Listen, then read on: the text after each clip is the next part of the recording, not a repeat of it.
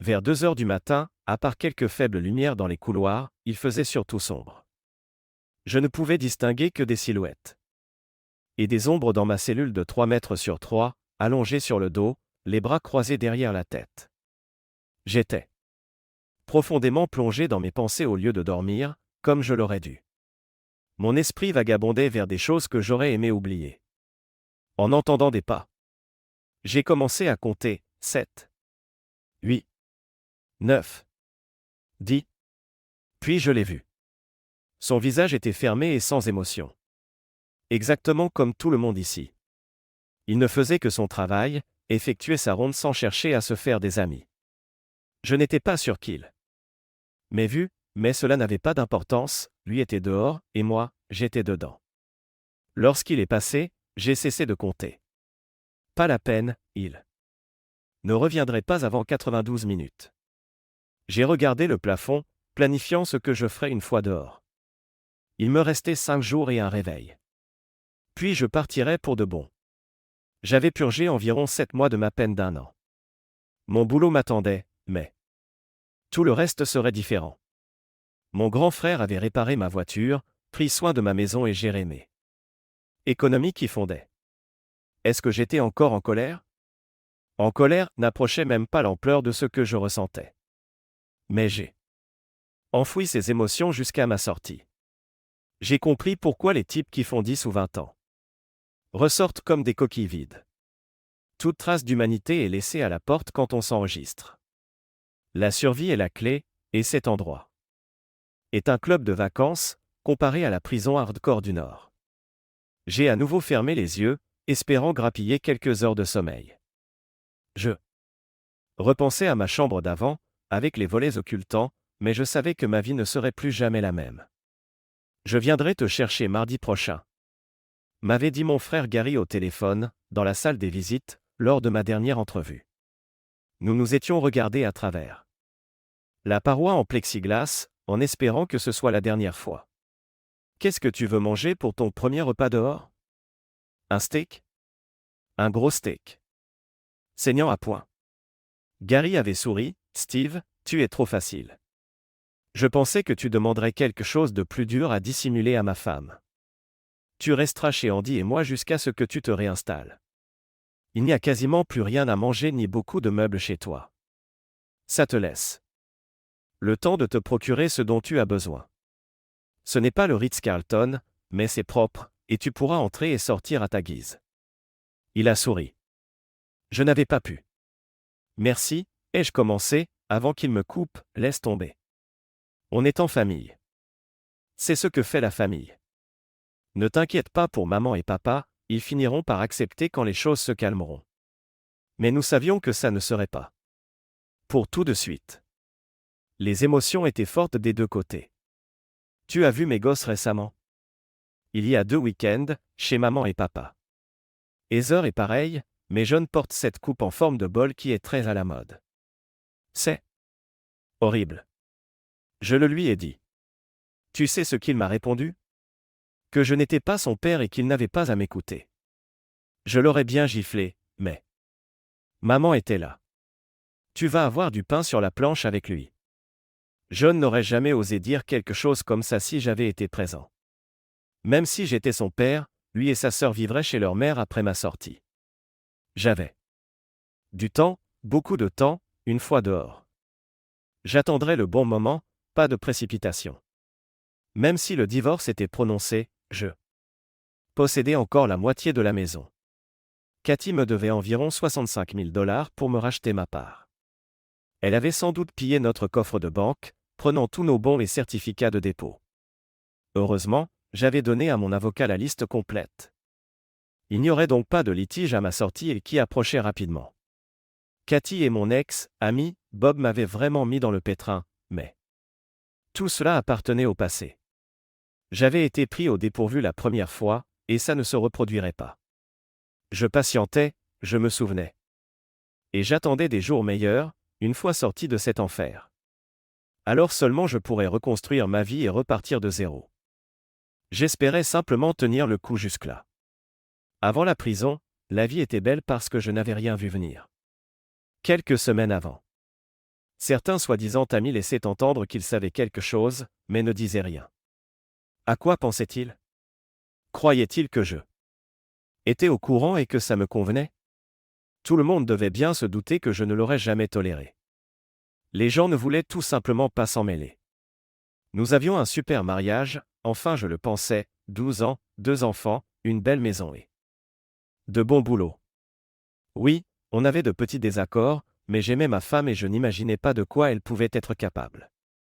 On n'avait pas beaucoup d'amis, juste quelques couples du voisinage, la plupart mariés depuis plus de 7 ans et ayant notre âge. Ils avaient tous au moins 2 enfants, sauf Bob et sa femme Connie. Ils essayaient d'avoir un enfant depuis toujours, sans succès. Cathy devait savoir pourquoi, mais j'évitais de me mêler de la vie perso des gens. Connie avait commencé à boire sérieusement environ 1 an auparavant. Au début, elle n'était que mélancolique, puis c'est devenu moche. Bob buvait peu, s'occupant d'elle. Bob, chérie. Serre-moi un autre verre, commençait-elle. En fin de soirée, elle réclamait des verres et Bob devait la ramener chez eux en la portant. C'était triste, mais son problème, pas le mien. Connie était un vrai désastre, ce soir, ai-je dit en me préparant pour me coucher.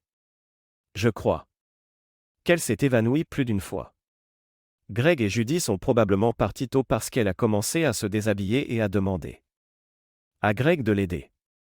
Personne ne l'a laissé s'approcher de la piscine. Je plains Bob, a ajouté ma femme. Connie est bouleversée de ne pas avoir d'enfant. Mais s'en prendre à Bob n'est pas la solution. Je lui ai suggéré d'adopter, mais elle ne veut rien entendre. Elle rejette la faute sur Bob pour tous leurs problèmes. Soit il règle ça, soit il divorce, ai-je répondu. On est censé sortir dîner ensemble la semaine prochaine. J'espère qu'elle va se tenir. Mais je ne parierai pas là-dessus. Je vais lui parler cette semaine, peut-être qu'elle fera un effort pour une soirée, a dit ma femme, essayant d'être optimiste. Connie n'a pas fait d'effort. Et, garçon, comment une fille est censée avoir un verre, ici, a-t-elle hurlé en slalomant dans ses mots. Elle a recommencé. À s'en prendre à Bob qui était sur le point de craquer quand je suis intervenu. Viens, Connie, tu m'avais promis une danse, ai-je dit en l'entraînant sur la piste. Elle a essayé de refuser, mais j'ai insisté. J'ai dansé avec elle pendant 3 morceaux, pendant que ma femme parlait avec Bob, qui avait l'air misérable. Quand on est passé près du couloir, Connie a prétexté une envie d'aller aux toilettes. Au bout de 5 minutes, je me suis demandé quoi faire. J'ai demandé à 2 femmes qui entraient de vérifier si Connie allait bien. Mauvaise nouvelle. Est-ce qu'elle porte une robe jaune vif?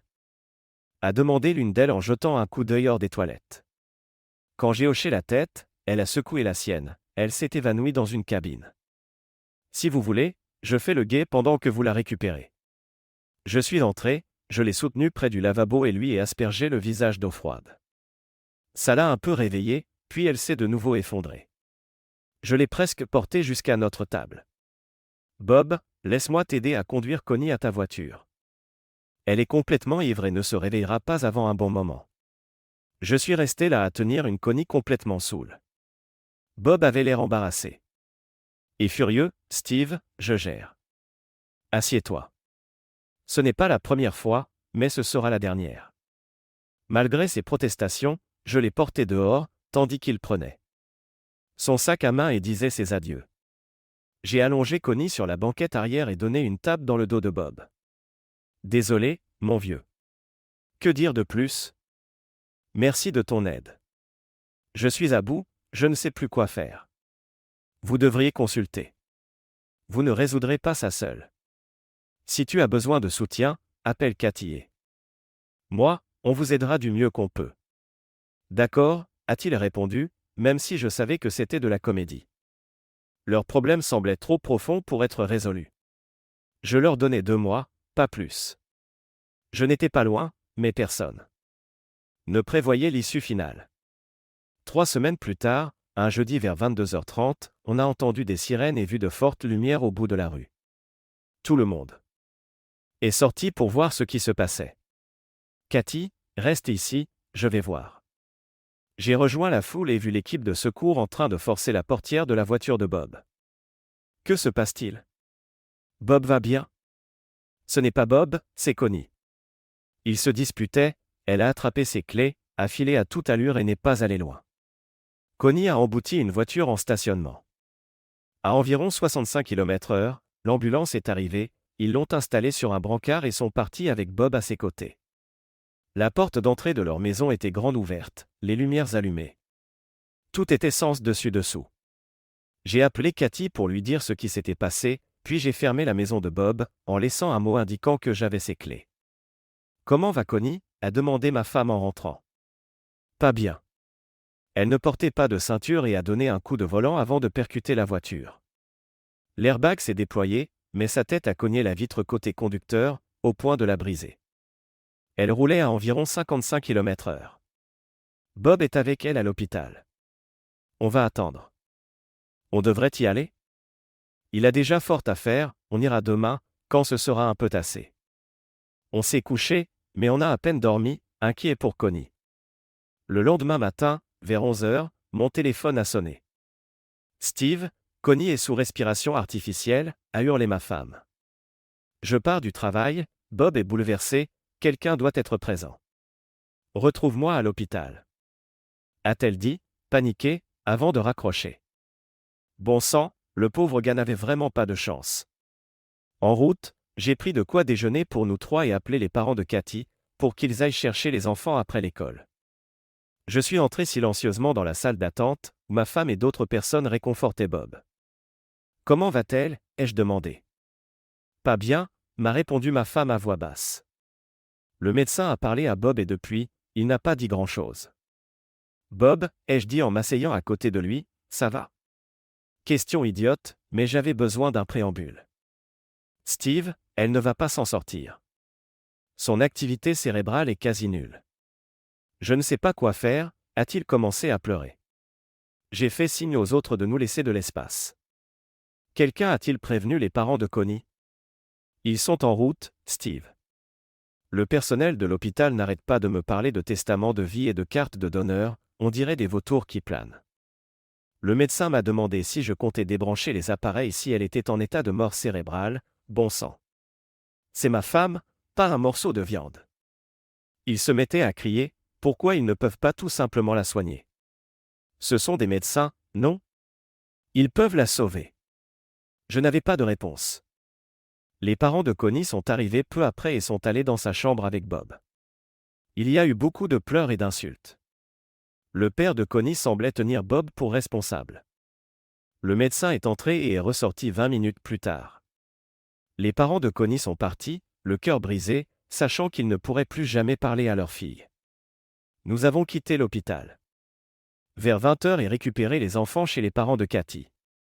Je me répétais en boucle, Dieu, j'espère ne jamais avoir à faire ce choix. 48 heures plus tard, en présence de Bob, des parents de Connie et du médecin, ils ont éteint la machine qui la maintenait en vie. Elle est partie doucement. Nous avons soutenu Bob de notre mieux. Malgré son comportement difficile, il l'aimait vraiment. Souvent, lors des funérailles, on ne se rappelle que les bons moments, pas les mauvais. L'église était pleine, tout le monde en larmes. Bob l'a pris très mal. Prenant finalement un mois de congé pour aller voir sa famille sur la côte. Je lui ai promis qu'on veillerait sur sa maison. Je t'aime, tu le sais, pas vrai, ai-je dit à ma femme en me préparant pour aller me coucher.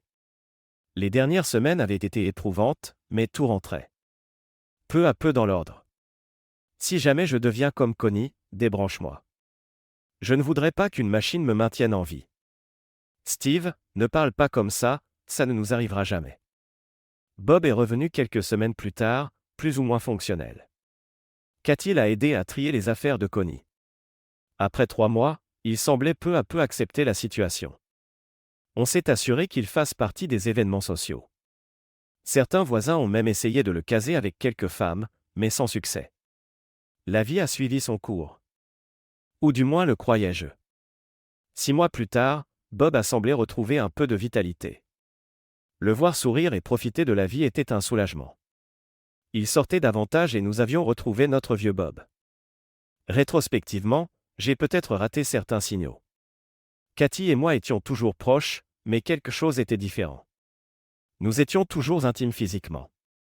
Mais je ressentais un décalage. Au bout de quelques mois, je lui ai demandé si quelque chose la tracassait. Rien de particulier, Steve, pourquoi tu demandes? Je te sens un peu distante ces temps-ci. Tout va bien, a-t-elle souri. Peut-être que tu ne reçois pas assez de tendresse? Si tu en veux plus, tu n'as qu'à demander. De la tendresse, ai-je pensé. Elle n'avait jamais utilisé ce terme auparavant. Toujours, faire l'amour, oui, mais la tendresse. Je me suis contenté de sourire.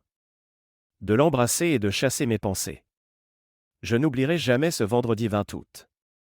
Ce jour-là, mon univers s'est écroulé. Cathy m'a appelé au travail pour dire que les enfants seraient chez ses parents tout le week-end. Et pour me demander à quelle heure je rentrerais. Je ferai en sorte d'être là tôt. Tu veux que je prenne quelque chose? Non, dis-moi juste quand tu seras à la maison. D'accord. 1000 pensées me traversaient l'esprit. Il était 15h30, encore 1h30 avant de pouvoir partir. J'ai ajusté mon pantalon.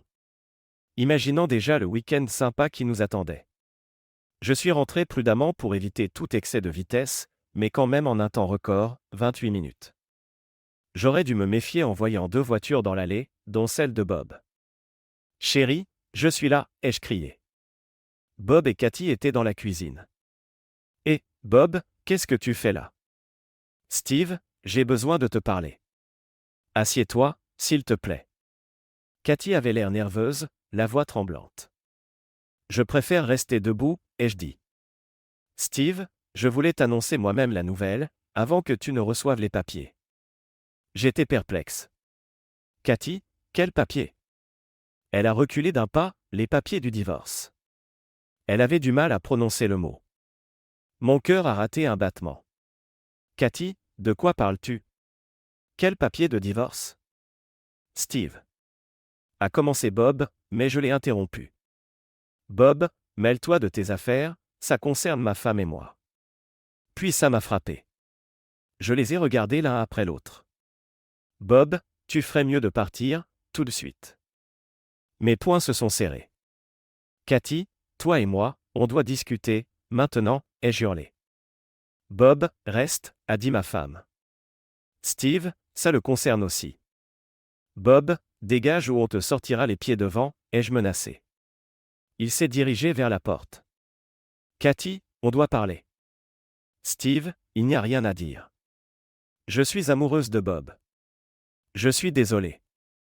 Espèce de traînée. Ça dure depuis combien de temps? Même avant la mort de Connie? Bob, arrête, ai-je ordonné en voyant sa rage monter. Oh, je sais assez de choses. Pendant que je te consolais, tu baisais ma femme. Sors de ma maison, vous deux.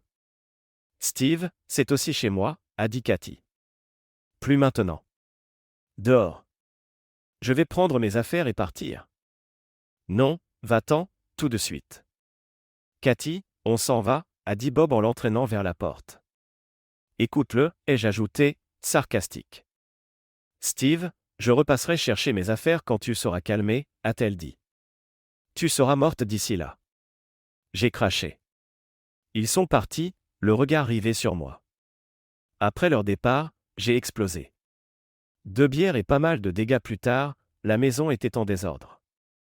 J'ai balancé les affaires de Cathy sur la pelouse et mis le programmateur des arroseurs pour 4 heures. J'ai ensuite verrouillé la maison et bu jusqu'à m'évanouir. Le lendemain matin, j'ai vu que Cathy avait pris ses affaires. J'étais toujours fou de rage, anéanti. Je n'ai appelé personne pour annoncer la nouvelle. Mais je me doutais que les voisins savaient. J'ai essayé de joindre les enfants chez les parents de Cathy, mais sa mère a refusé. Steve, Cathy est venue les chercher hier soir. N'importe quoi, Fran, elle ne faisait que récupérer ses vêtements sur la pelouse. Passe-moi mes enfants. Elle m'a raccroché au nez. J'ai rappelé. Elle n'a pas répondu. Furieux, j'ai annulé toutes nos cartes de crédit et retiré un maximum de liquide à la banque. J'ai pris un café, grignoté un toast et planifié ma journée. Changer le code du garage, acheter de nouvelles serrures et mettre mes objets de valeur chez mon frère. Au moment de sortir, on a sonné. Par le Judas, j'ai vu un homme. Avec une grande enveloppe. Il a attendu quelques minutes, puis est parti. J'ai raconté la situation à Gary et Andy, demandant de garder le silence. Ensuite, j'ai filé chez Home Depot pour acheter mes nouvelles serrures. En rentrant, j'ai aperçu la voiture de Bob dans mon allée et Cathy en train de charger des affaires. J'aurais dû continuer ma route, mais la colère l'a emporté. Au lieu de passer mon chemin, j'ai accéléré et braqué, pneus crissants, dans l'allée, percutant l'arrière de la voiture de Bob. Bob s'est précipité au volant de sa voiture au moment de l'impact. Qui a poussé son véhicule contre la porte du garage, fermée. J'ai reculé d'environ 5 mètres et j'ai remis plein gaz, enfonçant encore un peu plus sa voiture dans la porte du garage. De la vapeur s'est échappée. De mon capot et mon moteur a fait un bruit atroce, mais j'ai réussi à reculer encore une fois. J'ai repris 3 mètres, reaccéléré à fond, mais ma voiture n'a poussé la sienne que de quelques centimètres avant de caler. Le cœur battant à tout rompre, j'ai attrapé la batte en aluminium de mon fils dans le garage et j'ai commencé à frapper, brisant la vitre côté conducteur et le pare-brise. J'allais ouvrir la portière de Bob. Quand j'ai entendu des voix fortes derrière moi. Lâche la batte et mets tes mains sur la tête, a ordonné un policier. J'ai obéi, lâché la batte et me suis agenouillé. Ils m'ont menotté et mis dans la voiture de patrouille. Bob, encore secoué et apeuré, est sorti de sa voiture. J'ai voulu le menacer, mais je n'ai pas pu. Ma femme pleurait, parlant au policier et me regardant. Je lui ai adressé un sourire. Emmené au poste, j'ai été fiché et on ne m'a laissé qu'un appel. J'ai appelé mon frère Gary. Étant donné que c'était le week-end. J'ai passé 2 nuits en prison avant de comparaître le lundi. J'ai plaidé non coupable et le juge a fixé une caution. Gary l'a payé le jour même. Steve, il parle de tentative d'homicide ou au moins d'agression avec arme mortelle. Je sais. Commence par m'emmener à la banque. Elle a probablement vidé les comptes, mais je dois vérifier. Elle avait effectivement retiré tout le liquide, mais pas les certificats de dépôt ni les bons. Cependant, le tribunal a émis une injonction m'interdisant de les retirer. Tu aurais pu laisser au moins $5 sur notre compte, tu es vraiment radine, ai-je balancé à Cathy quand elle a décroché. J'avais besoin de cet argent pour moi et les enfants. Bob ne gagne pas assez. J'ai encore un crédit immobilier à payer. À moins que je ne mette le feu au salon pour me chauffer. Steve, arrête de dire des choses insensées. Je suis désolé pour tout, mais tu compliques la situation. Pourquoi tu ne l'acceptes pas, et ne passes pas à autre chose? Je passerai à autre chose quand tu me rendras mes gosses. Steve, je ne peux pas, surtout vu ton état d'esprit actuel. Je ne pense pas que tu leur ferais du mal, mais je ne peux prendre ce risque. Après que tout sera réglé. Je te laisserai les voir autant que tu voudras, mais je ne peux pas garantir la même chose pour Bob. C'est la dernière fois que je te parle en direct, désormais tu passeras. Par mon avocat. Je suis désolé que ça se soit passé comme ça. Cathy, tu n'as aucune idée à quel point tu vas l'être, désolé. Elle a raccroché. Lors de l'audience, mon avocat a plaidé la folie passagère, disant que mes actes étaient impulsifs après la révélation de Cathy. Cathy et Bob ont affirmé craindre pour leur vie. Et demandé une injonction restrictive. Monsieur Moore, a dit le juge, avez-vous déclaré à Monsieur Kelly que s'il ne partait pas, il partirait les pieds devant? Je ne me souviens pas de mes mots exacts, votre honneur. Peut-être quelque chose de ce genre, mais à sa place, vous auriez réagi comment si un ami couchait avec votre femme? Le juge n'a pas apprécié. Mon avocat m'a fait signe de me taire, Steve, ne dis plus rien. Tu comprends? À partir de maintenant, tu ne te souviens de rien. C'est clair? Il avait raison. Chris, mon patron et principal témoin de moralité, m'a complètement soutenu, affirmant que j'étais un employé modèle, ne perdant jamais mon sang-froid. Après son témoignage, les plaidoiries ont pris fin. Nous attendions la décision du juge, prévue dans quelques jours. De retour au travail. Mon patron m'a proposé les services de quelques gros bras pour faire disparaître Bob et Cathy. J'ai refusé, préférant agir à ma façon. Mais je me suis demandé combien cela aurait coûté. 6 mois et $112 000 plus tard, je me suis fait avoir par mon ex-femme et par le système. Le divorce a été prononcé, elle a obtenu 50% de tout, la maison et les objets de valeur. Devant être vendus. Elle a prétendu que ses bijoux avaient disparu et m'a accusé de les avoir volés. J'ai répliqué que les miens aussi n'étaient plus là, insinuant qu'elle avait tout pris. Tu étais en prison, ils sont fous ou quoi, ai-je hurlé à mon avocat en apprenant la sentence du juge. Steve, ça aurait pu être pire. Tu aurais pu les liquider et risquer l'homicide involontaire. Avec une bonne conduite, tu sortiras en moins de 8 mois, et ton casier sera effacé dans 2 ans. Fais le temps, ressors et passe à autre chose. Facile à dire pour lui. Je n'avais pas envie de passer 24 heures sur 24 enfermé. J'ai fait appel, en vain. En 1 an, ma vie était passée du rêve au cauchemar, grâce à Cathy et Bob. Steve, ton poste t'attendra à ta sortie. Ne fais pas de conneries et surveille tes arrières, m'a conseillé Chris. Après une dernière visite avec mes enfants, je me suis livré de moi-même. J'ai commencé ma peine au centre de détention du comté. Mon frère a mis de l'argent sur mon compte détenu. Mais la plupart des objets qu'on pouvait acheter étaient de la camelote. Sans téléphone portable ni ordinateur, j'ai noirci du papier avec mes pensées. Et passé des appels en PCV 2 fois par semaine à mon frère, ma mère et mes enfants, pour avoir des nouvelles. Lors d'une visite, mon frère m'a dit « Je ferai réparer ta voiture avant ta sortie. » J'ai trouvé quelqu'un pour le faire au prix de l'assurance. Je m'occupe aussi de ta pelouse et j'ai installé de nouvelles serrures. Cathy a pris le reste de ses affaires et celles des enfants, mais a laissé les meubles, après que j'ai exigé un mandat pour qu'elle puisse les emporter. J'étais content que mon frère veille sur moi. Cathy laissait mes parents voir les enfants tous les 15 jours, mais les rabaissait, les traitant de « famille de taulards ». Elle m'appelait leur « père détenu » et comptait fixer des règles strictes à ma sortie. Mes parents encaissaient pour garder le contact. Après 7 jours, j'ai confirmé mes droits de visite, un week-end sur 2, un mois complet l'été, et partage des fêtes. J'ai prévenu mon patron qu'il me faudrait une semaine pour me réadapter. Quand la date de sortie est arrivée, j'étais ravi de troquer ma combinaison orange contre des vêtements de ville. Gary m'attendait à la porte. Nous sommes allés directement au bar le plus proche. À la Liberté, ai-je dit en trinquant, et nous avons sifflé les 3 premières bières. Andy nous a préparé un dîner steak avec tous les accompagnements. Tu peux loger chez nous quelques jours. Le temps de trier tes affaires à la maison. Elle est toujours en vente, mais personne ne s'est manifesté. Cathy veut baisser le prix, mais il faut ton accord. J'ai souri.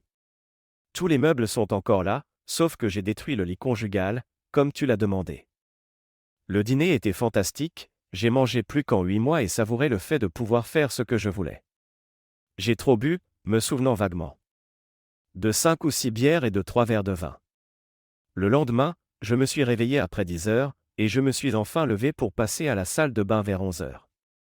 Dans la cuisine, un mot m'attendait. Si tu lis ceci, c'est que tu as survécu à hier soir. Le café est fait, tout est dans le frigo. La salle de bain d'amis contient du savon, un rasoir, de la mousse, une brosse à dents et du dentifrice. Si tu as besoin d'autre chose, on le prendra ce soir. Les clés de ta voiture et de ta maison sont sur le porte-clés, près de la porte arrière. Ne fais pas de bêtises. On se voit vers 17h30. Mon frère me connaît bien. 2 tasses de café et un muffin plus tard, je me sentais plus ou moins humain. Après une douche et un rasage, j'ai mis les vêtements préparés par Gary. Et je suis parti vers ma maison. De l'extérieur, tout semblait pareil. J'ai attendu 10 minutes dans ma voiture avant de rentrer.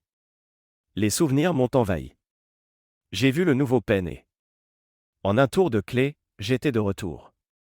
C'était le chaos, des vêtements éparpillés, des affaires un peu partout. La cuisine était à moitié propre, avec encore des restes de bouffe périmée.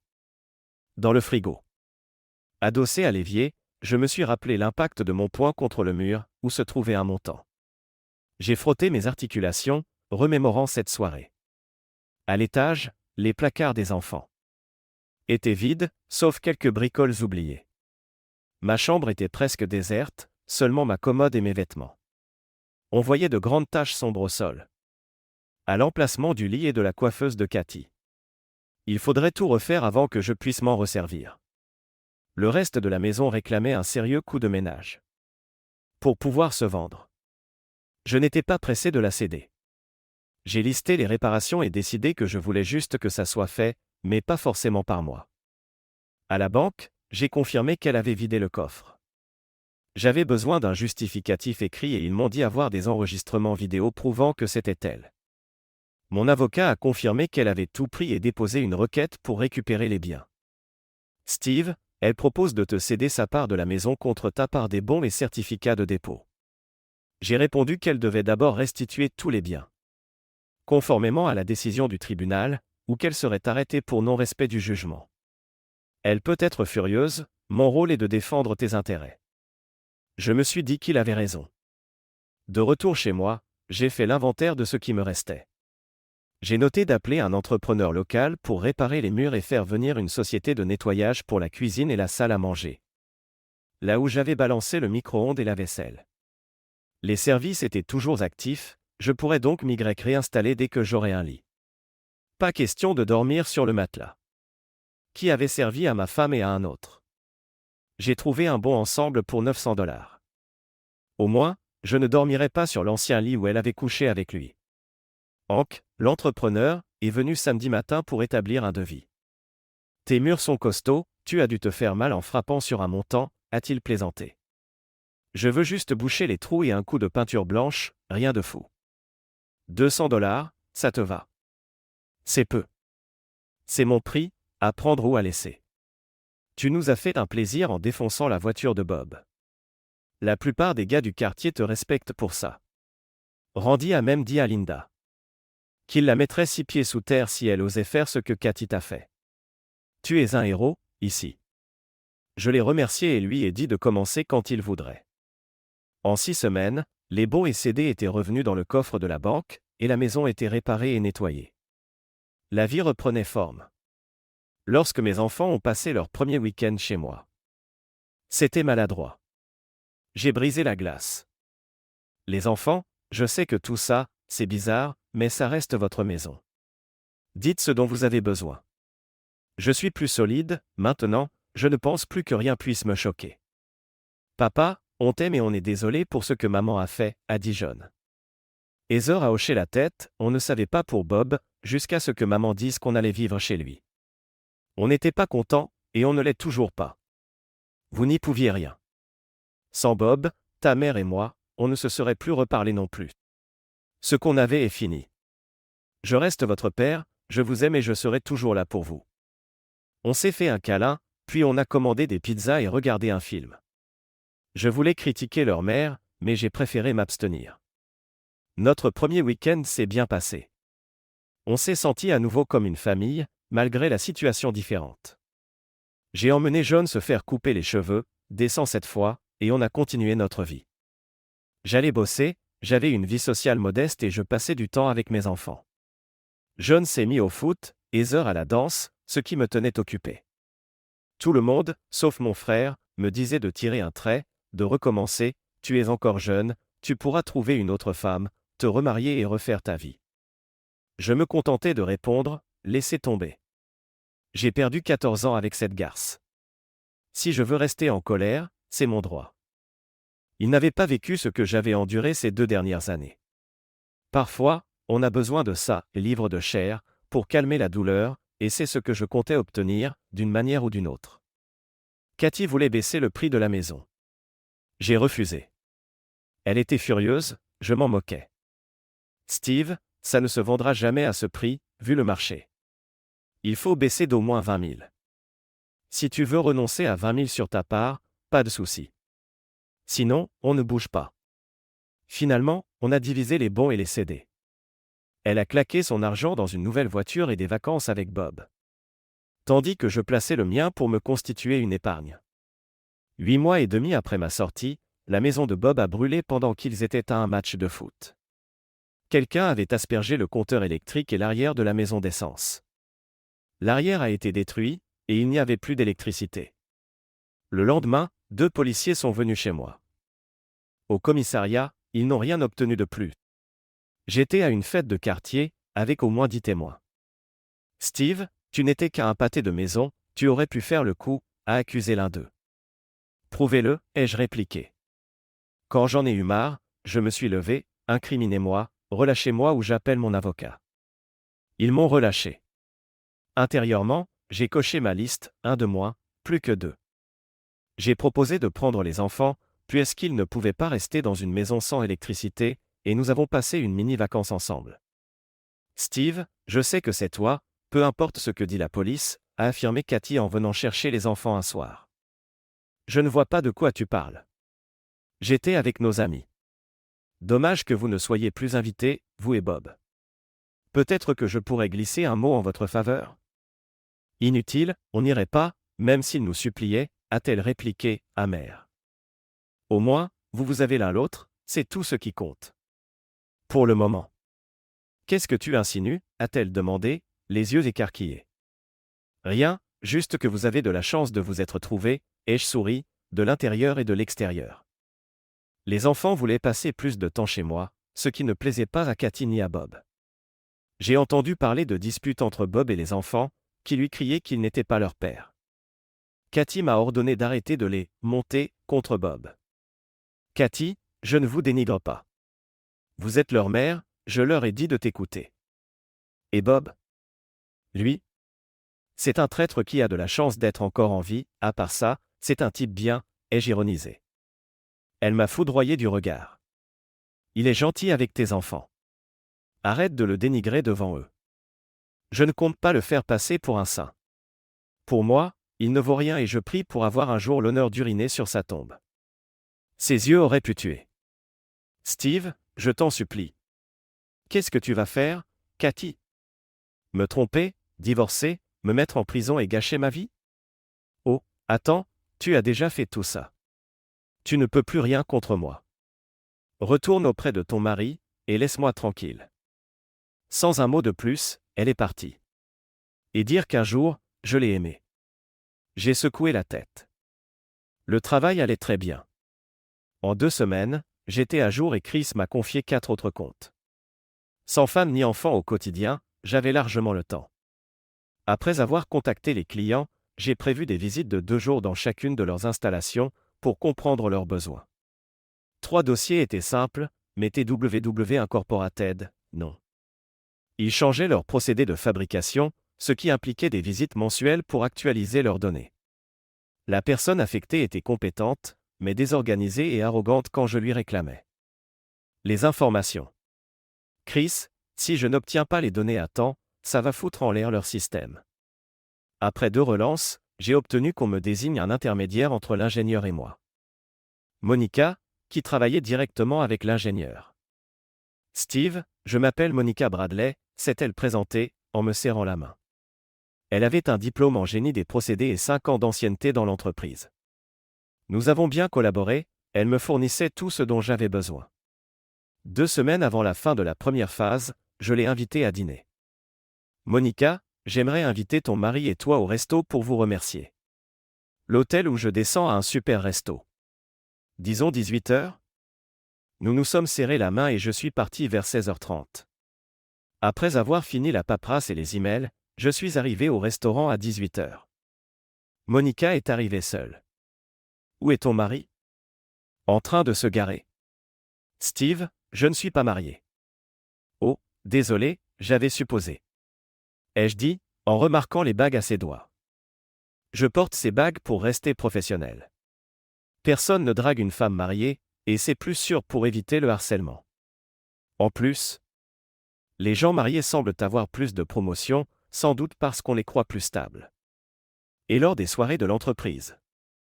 Je dis qu'il est en déplacement, on ne me questionne plus. Bien joué. Tu m'as piégé, en tout cas. Nous avons passé un excellent dîner. À la fin, j'ai résumé les grandes lignes de ces 2 dernières années de ma vie. Je n'arrive pas à croire qu'il t'ait fait ça, c'est vraiment abominable. Je confirme, mais c'est le passé, j'essaie d'aller de l'avant. J'essayais de reconstruire ma vie, même si la vengeance restait un objectif prioritaire. Steve, tu es encore jeune.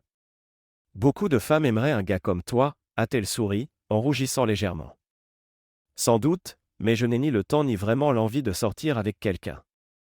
J'ai encore des soucis de confiance. Pourtant, tu m'as bien invité à dîner, non? Toi et ton mari, l'ai-je corrigé. Si j'avais su que tu étais célibataire, je t'aurais quand même invité, c'est vrai. Tu es agréable à vivre, pas un cas désespéré comme mon ex. Je prends ça comme un compliment, a-t-elle plaisanté. Nous avons passé un bon moment. Je suis reparti le lendemain, je ne devais revenir qu'1 mois plus tard. Entre-temps, on s'appelait chaque semaine, notamment si un souci survenait. Ensuite, j'ai fait des allers-retours toutes les 2 semaines. Nous sortions presque chaque soir. Au bout de quelques mois, nous avons commencé à nous embrasser et plus encore. J'étais enfin prêt à aller plus loin. Suis-je en train de redevenir normal, me suis-je demandé. Quand Monica m'a dit qu'elle avait un empêchement pour le mercredi soir, je n'y ai pas trop prêté attention. Nous avions couché ensemble le mardi, et j'avais oublié de reprendre des contraceptifs. Steve, profitons de la soirée de jeudi, rien que tous les deux, a-t-elle dit en m'embrassant. Jeudi, je n'oublierai pas d'apporter ce qu'il faut, ai-je pensé. Le mercredi, je cherchais un nouveau restaurant. Après 6 voyages, j'avais fait le tour de l'offre locale. J'ai trouvé un resto indien à 25 minutes, j'y suis allé tester. J'ai commandé une bière, un assortiment. Et j'étais prêt à me détendre. Puis j'ai entendu un rire familier et j'ai vu Monica, avec un autre homme, se tenant la main, riant aux éclats. Clairement plus qu'un premier encart. Mon appétit a disparu, j'ai fini ma bière, payé et suis parti. Elle n'avait pas l'air si occupée. Ai-je pensé. Le jeudi, je l'ai évité. J'ai déjeuné chez McDonald's et, vers 15 heures, elle m'a retrouvée, souriante et charmeuse. Tu as réglé ton empêchement, hier soir? Oui, et ce soir, je suis tout à toi. J'ai repéré un petit resto indien intime, avec un fabuleux plateau dégustation. Je l'ai regardé droit dans les yeux. Un resto indien? Tiens donc. J'y étais hier soir. J'y ai vu quelqu'un que je connaissais. Quelles étaient les chances, hein? Monica a blêmi. Steve, je peux t'expliquer. Pas la peine. J'ai déjà eu une menteuse de femme, j'en veux pas une deuxième. Je me suis éloigné, abrégeant mon séjour. Après 4 emails ignorés, elle a cessé de m'écrire. Mes problèmes de confiance se sont intensifiés et Monica n'a rien arrangé. Chris m'a réaffecté à un autre interlocuteur, un homme, heureusement. 3 mois plus tard, j'ai reçu un cadeau de Noël anticipé, Bob s'était fait renverser en traversant la rue. Des témoins n'avaient vu qu'une berline noire, vitre teintée. Décrivant le même modèle que ma BMW. Samedi soir, la police est venue chez moi. Mon voisin Tom observait la scène. Monsieur Moore, on voudrait vous parler, a dit un officier trapu. Bien sûr, pas de problème. Tom, on se reparle plus tard, ai-je dit à mon voisin. Monsieur Moore, vous possédez une 320i noire, c'est bien ça? Oui, et alors? Un PV de stationnement, ai-je ironisé. Ils n'ont pas ri. La voiture est-elle sur place? Oui, dans mon garage. Pourquoi? On aimerait la voir, tout de suite. J'ai ouvert le garage, un des agents a sorti un appareil photo et a commencé à prendre des clichés de l'aile avant droite. Vous pouvez expliquer ces rayures sur le pare-choc? Pas la moindre idée. Après 8 ans, ce genre d'éraflure est normal. Maintenant que j'ai répondu, pourquoi vous intéressez-vous à ma voiture? Monsieur Moore, il y a eu un délit de fuite hier. Des témoins décrivent une berline noire aux vitres sombres, comme la vôtre. Comme des millions d'autres, oui. Pourquoi moi? Vous avez relevé ma plaque? Quelqu'un m'a identifié? Non, ils n'ont vu que la voiture. Mais vu vos antécédents avec la victime et vos menaces passées, on est venu vérifier. Merci de votre franchise. Comme vous voyez, pas de dégâts majeurs. Je peux justifier de mes allées et venues de 8 heures à 18 heures hier. Alors pourquoi me suspecter? Ils ont haussé les épaules. Inutile de prolonger. Incriminez-moi ou laissez-moi tranquille. Vous n'avez aucune preuve. On vous relâche, mais on garde un œil sur vous. Au fait, qui s'est fait renverser? Monsieur Robert Kelly. J'ai souri. Il est mort? Non, il est dans un état critique. Ils sont partis et je suis rentré chez moi, et ouvert une bouteille de vin et commandé une pizza. J'ai mangé la quasi-totalité de la pizza et vidé la bouteille en guise de célébration. Le quartier bruissait de ragots sur Bob, ce type n'a pas de chance. Ou, bien fait pour lui. Moi, j'étais ravi. 2 jours plus tard, Bob a empiré et est décédé. J'ai sorti mon plus beau costume, fraîchement coiffé et les chaussures cirées, et ai même fait laver et lustrer la voiture. Le funérarium n'était pas bondé, mais il y avait pas mal de monde dehors. Quand je suis entré, plus personne ne parlait. Je n'ai pas signé le registre, j'ai simplement avancé dans l'allée. Cathy m'a vu, l'air stupéfait. Mes enfants m'ont souri. Cathy a essayé de m'arrêter avant que j'atteigne le cercueil, sans y parvenir. Dès mon entrée, j'étais prêt. Devant le cercueil, j'avais suffisamment de salive dans la bouche. J'ai regardé Bob, allongé en paix, et j'ai craché sur son visage, assez pour que ça dégouline sur sa chemise. Cathy a hurlé, pleurant et m'insultant de tous les noms. Cette fois, j'ai souri ouvertement. Deux de moi, plus qu'un, ai-je lancé en la regardant. Elle est restée figée, la peur mêlée à ses larmes. Je t'avais prévenu. Ai-je ajouté doucement, puis je suis parti, sous le regard incrédule des gens. Le mois suivant, la police m'a encore questionné 2 fois, à l'initiative de Cathy qui était persuadée que j'étais coupable, même sans preuve. Sans témoin ni plaque relevée. Et après quelques mois, tout ça est devenu du passé. Quand la patrouille s'est pointée dans mon allée, je m'y attendais. J'ai fermé ma porte pendant que mes voisins me regardaient partir au poste. Monsieur Moore, connaissez-vous David Kent ? A demandé un détective en me montrant une photo. Oui, bien sûr. Comment le connaissez-vous ? Je l'ai engagé pour surveiller mon ex-femme. Il travaille pour moi, de temps en temps. Pourquoi payer quelqu'un pour surveiller votre ex-femme ? Parce qu'elle cumule les coups durs depuis qu'elle s'est mise en couple avec maintenant feu son mari. Et mes gosses vivent chez elle. Je veux juste m'assurer qu'il n'ait aucun souci. Surtout la nuit. Votre ex-femme nous a signalé être suivie. Elle a aperçu plusieurs fois Monsieur Kent et a appelé la police. Quand on l'a interpellé, il a reconnu que c'était vous qui l'employiez. Ce n'est pas illégal de la faire surveiller. Non, mais c'est borderline, et ça peut déboucher sur du harcèlement si ça continue. Je ne fais que protéger mes enfants. Si ça dérange, je peux compter sur vous, alors ? Non, mais, pourquoi ne pas discuter avec votre ex ? La dernière fois, j'ai fini en prison. Ils m'ont laissé partir en me disant qu'ils me garderaient à l'œil. Exactement ce que je voulais. Je ne payais pas David pour être discret. Je voulais que Cathy le voie.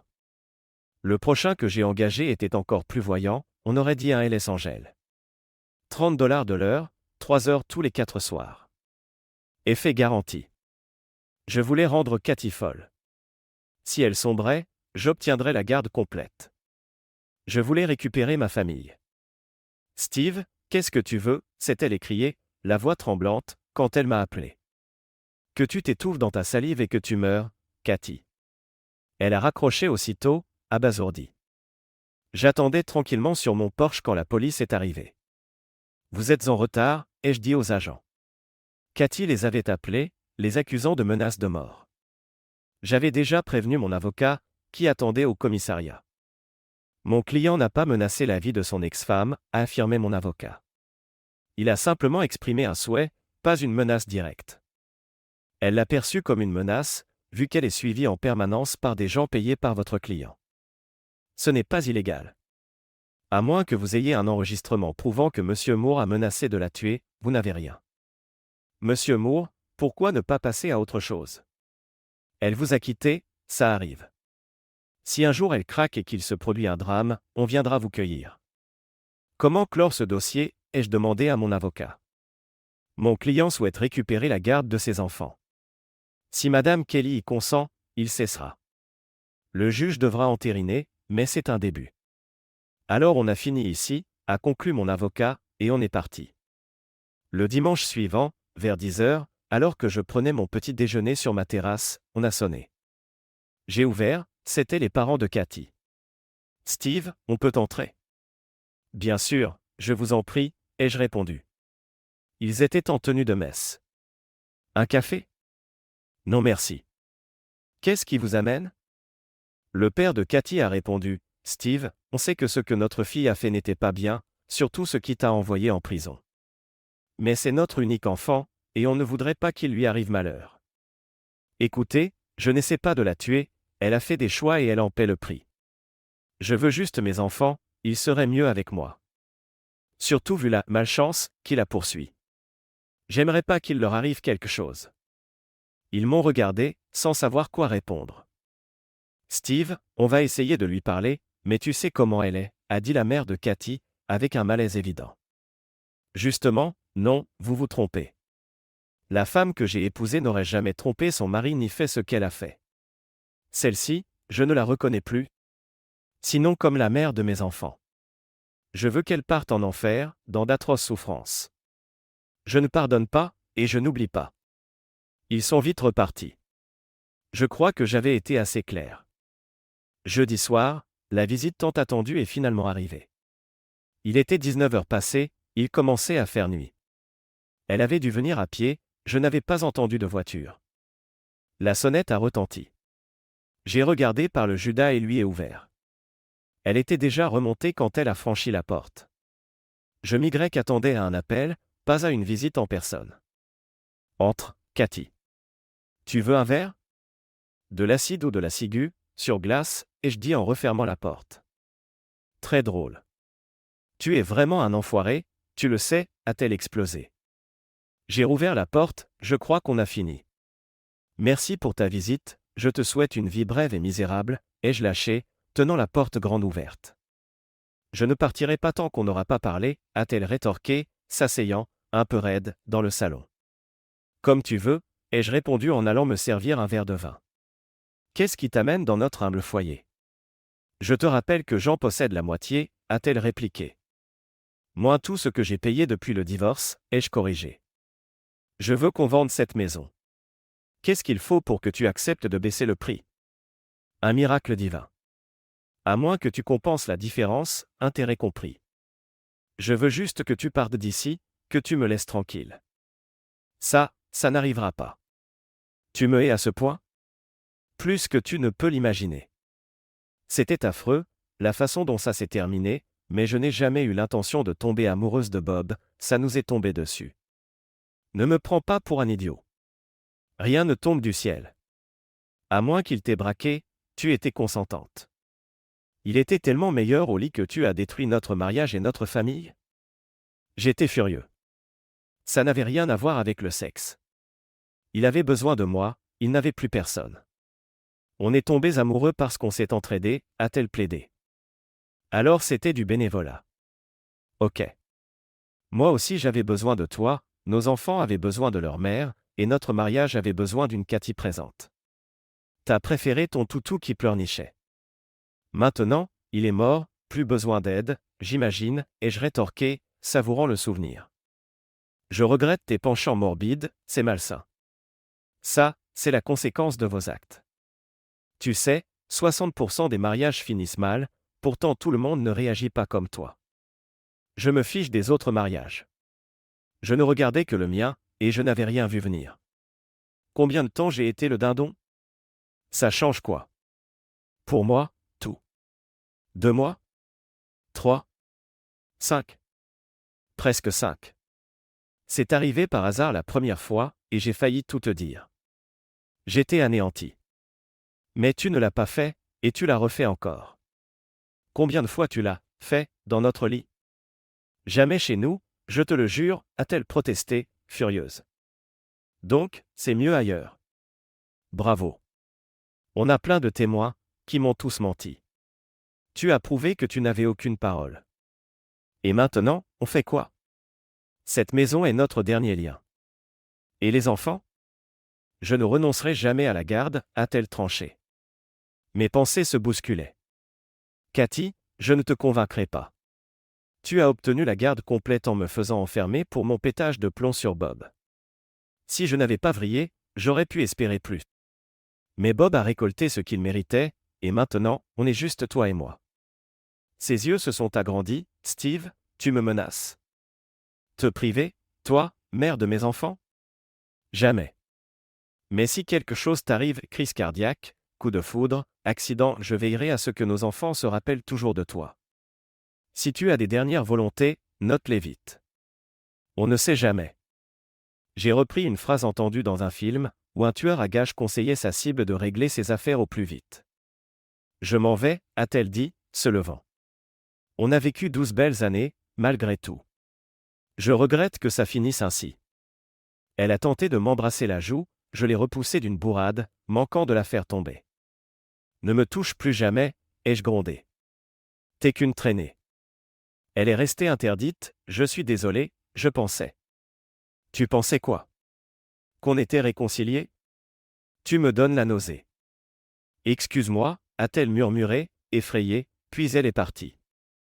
En fermant la porte, j'ai ajouté, au fait, le regard que tu viens d'avoir, Bob l'avait juste avant de se faire écraser. Dommage, je n'avais pas d'appareil pour immortaliser l'instant. J'ai refermé, la regardant s'enfuir en courant. En réalité, c'était moi qui avais incendié la maison de Bob. 2 bouteilles de Gatorade remplies d'essence et une cigarette enflammée. Avait suffi. J'avais d'abord vérifié que personne ne se trouvait dedans. Mon but était qu'on ne découvre l'incendie qu'une fois la maison bien embrassée. Mais ça n'avait pas entièrement marché. 5 minutes en tout, incluant le fait de jeter les bouteilles vides dans la poubelle de recyclage d'un voisin. Je m'étais éclipsé d'une réception. Étant soi-disant parti aux toilettes, en empruntant les jardins derrière la maison de Bob. Personne n'avait remarqué mon absence. Pour Bob, j'aurais aimé m'en attribuer le mérite, mais la réalité, c'est qu'il a traversé sans regarder, ou a juste eu la poisse. S'il avait respecté les consignes de sa maman, il serait encore là. Peu importe ce que je dis, Cathy et ses proches restent convaincus que j'y suis mêlé. À vrai dire, j'aurais refusé de le faire moi-même, je n'ai pas envie de retourner en prison. Et encore moins dans celle du Nord. À l'heure qu'il est, Cathy doit sans doute barricader sa porte, persuadée d'être la prochaine sur ma liste. En vérité, je ne compte pas la toucher. Je vais juste semer d'innombrables petits doutes. Et allusions, jusqu'à ce qu'elle perde les pédales et que le tribunal me rende mes enfants. Je veux récupérer ma famille. Je raconterai aussi aux potentiels acheteurs de la maison que le quartier recèle un pyromane qui court toujours. Parce que moi, je suis bien là, dans mon foyer, tout près de mes enfants, et qui sait. Dans quelques années, quand ils auront 13 ans, ils décideront peut-être de vivre chez leur vieux père. J'ai le droit d'espérer. La seule chose positive qui me soit arrivée dans toute cette histoire, c'est ma rencontre avec quelqu'un avec qui j'envisage l'avenir. Elle s'appelle Hélène et travaille pour le département des services pénitentiaires. Je devais la voir la première année après ma sortie, pour vérifier que je me réinsérais bien. Hélène est dure et ne se laisse pas marcher sur les pieds. Après avoir bouclé le côté administratif, nous avons parlé plus librement, et nous avons découvert des affinités. Sur le plan éthique. Elle n'avait pas le droit de sortir avec moi avant la fin de mon année de probation. Mais une fois cette période passée, on s'est enfin offert un vrai rendez-vous. Je lui ai avoué que j'avais de gros problèmes de confiance. Elle m'a répondu que presque tous ses clients lui mentaient, alors on partait sur un pied d'égalité. Elle m'a dit que mes actes me condamnaient à vivre replié, loin des relations enrichissantes, et que j'entretenais ma rage envers mon ex. Elle a ajouté qu'il était temps que je tourne la page. Elle m'a définitivement convaincu en déclarant « Si tu recommences et te retrouves à nouveau en tôle.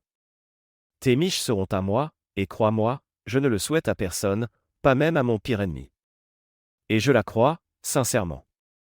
Avec elle, je dois admettre qu'elle me pousse à réfléchir. Elle est encore plus coriace que moi, et je sais qu'elle, au moins, ne me trahira jamais. Et moi, je ne tenterai même pas de la doubler.